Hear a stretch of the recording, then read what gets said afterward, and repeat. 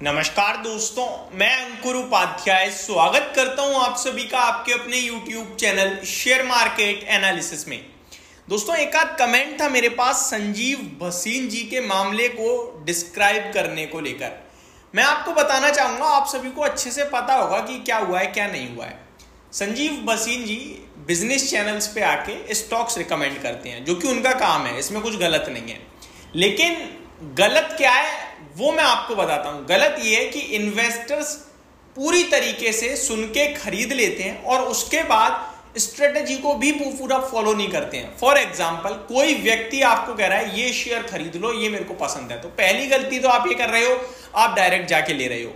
देखो, दूसरों पे उंगली उठाओगे बहुत आसान है, लेकिन जब अपनी गलतियां देखोगे तो वो बहुत मुश्किल जरूर है।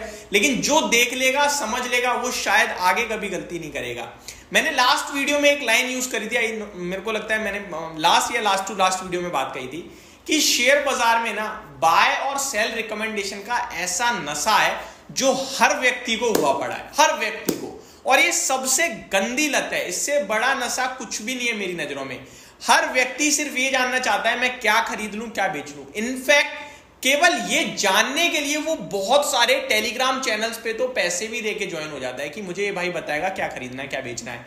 आप कभी कॉमन सेंस लगाना, अपने आप को 1 घंटा देना और सोचना कि मैं जिस व्यक्ति से पूछ रहा हूं, अगर उसे लिटरली पता ही है कि क्या जाएगा ऊपर और क्या जाएगा नीचे, तो क्या वो खुद पैसा नहीं बना सकता? कितना बड़ा पैसा बना सकता है, आप ये सोचो। वो अगर आपसे कह रहा है 1000 की चीज 1050 हो जाएगी, तो तू खुद खरीद लेना भाई, इतना बड़ा। अब आप कहोगे कि भैया वो रूल्स होते हैं कि वो मार्केट में काम कर रहे हैं, वो खुद नहीं कर सकते हैं, तो छोड़ दो ना फिर वो काम। वो भी तो सेफ जॉब कर रहा है अगला, क्योंकि उसे पता है यहां रिस्क है। अब हम लोग, एक गलती तो ये हमने डायरेक्ट खरीद लिया, बट ठीक है, हम लोगों के पास समझ नहीं है, हम उन्हें फॉलो करते हैं, हम खरीदते हैं, उनकी कॉल ज्यादातर अच्छी रहती है। तो दूसरी चीज तो फॉलो करो, पूरा तो उन्हें फॉलो करो। कोई भी एनालिस्ट टीवी चैनल पे विदाउट स्टॉप लॉस ट्रेडिंग नहीं करवाता है, हमेशा याद रखना। लेकिन हम लोग स्टॉप लॉस लगाते ही नहीं कभी, फिर कमेंट करते हैं उनके चैनल्स पे, उनके स्पेशल सोशल मीडिया हैंडल्स पे कि क्या करें ये वो। एक एग्जांपल याद आता है मुझे संजीव भसीन जी से, न्यूरे का। आपको याद होगा 2000 रुपए का हुआ करता था ये शेयर, टूटता चला गया। और उनका स्टॉप लॉस छोड़ो, वो भी गिरते समय वो कह रहे थे बढ़ेगा, तो इन्वेस्टर्स को कॉन्फिडेंस रहा, वो स्टॉक 300 रुपए पे आ गया, पूरी वेल्थ डिस्ट्रॉय कर दी। क्या आपका फर्ज नहीं बनता था कि आप एक समय पे आके थैंक यू सो मच करते हैं उस स्टॉक से और सीख ले लें कि अब हम किसी की रिकमेंडेशन पे काम नहीं करेंगे? बनता था, बट हम इस चीज को कभी फॉलो ही नहीं करेंगे, सोचेंगे ही नहीं। हम सिर्फ ये कहेंगे आपकी वजह से मेरा नुकसान हो गया। ये सबसे गलत चीज है दोस्तों।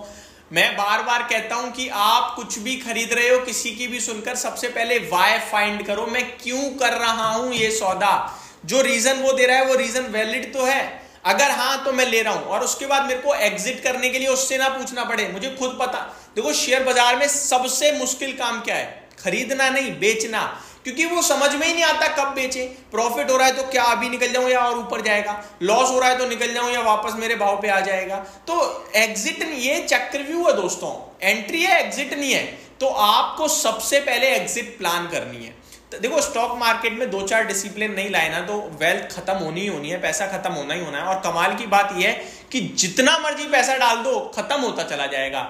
मार्केट में एक कहावत है, either you will learn either you will earn। और आप दोनों नहीं कर रहे तो भैया बेवकूफ हो, छोड़ दो, बाजार है नहीं आपके लिए। नौकरी कमा करो, जॉब करो, जो करना है करो, बिजनेस करना है करो, लेकिन शेयर बाजार से दूर हो जाओ। एसआईपी कर लो, सबसे बढ़िया है। और एसआईपी की बात चलिए, तो अगर आप एसआईपी करना चाहते हो म्यूचुअल फंड्स के माध्यम से, तो डिस्क्रिप्शन में जेड फंड का लिंक दे दूंगा, जिसके माध्यम से आप अपनी डेली की 100 रुपीज की सिप स्टार्ट कर सकते हो। बट मैं प्रेफर करूंगा कि आप डेली की अपेक्षा मंथली की 2000 से 3000 जो भी आपका पड़ता हो, आप निवेश करो अच्छे फंड हाउस में। फंड समझ में नहीं आ रहा है तो आपको जब ऐप डाउनलोड करोगे, अपने आप को रजिस्टर करोगे, नंबर भी मिल जाएगा, उस पर व्हाट्सएप मैसेज करके आप पूछ भी सकते हो, बात भी कर सकते हो। आगे बढ़ते हैं वापस से। तो म्यूचुअल फंड के माध्यम से आप निवेश कर सकते हो। म्यूचुअल फंड भी अच्छा नहीं लगता है तो फिर भैया अपने डीमैट अकाउंट में निफ्टी के ETF में डाल दो।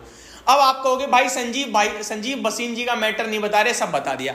एक्चुअली में मैंने पूरा का पूरा मैटर पढ़ा, उसमें सिर्फ इतना है, सेबी ने पूछताछ करी है और संजीव भसीन साहब ने कहा है, IIFL सिक्योरिटीज ने कहा है कि वो हमारे बोर्ड के डायरेक्टर्स नहीं है, हमारा उनका कोई लेना देना नहीं है। पहले थे, उनका 20 या 30 जून को उनका कार्यकाल समाप्त हो रहा था, लेकिन उनका कार्यकाल कुछ निजी कारणों की वजह से 17 जून को ही समाप्त हो चुका है। तो उनका हमसे कुछ भी कनेक्शन नहीं है, ये IIFL सिक्योरिटीज ने क्लियर कर दिया है। संजीव बसीन साहब इस समय वन एंड ओनली एनालिस्ट के रूप में सेबी के से पूछताछ चल रही है। फ्रंट रनिंग का केस कह लीजिए या पंप एंड डंप का केस कह लीजिए।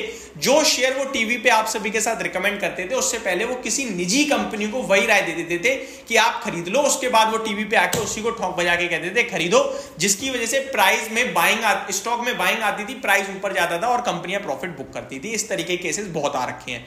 अगर हम लोग नहीं सीख रहे तो हमें खुद पे मतलब क्या ही बोलूं, लालच होनी चाहिए कि यार हम बार बार ऐसे केस, अभी जी बिजनेस के 5 एनालिस्ट के साथ ये हुआ, अभी संजीव बसीन साहब के साथ भी पूछताछ चल रही है, अभी फाइनल तो नहीं हुआ है तो कहना गलत होगा, पूछताछ चल रही है।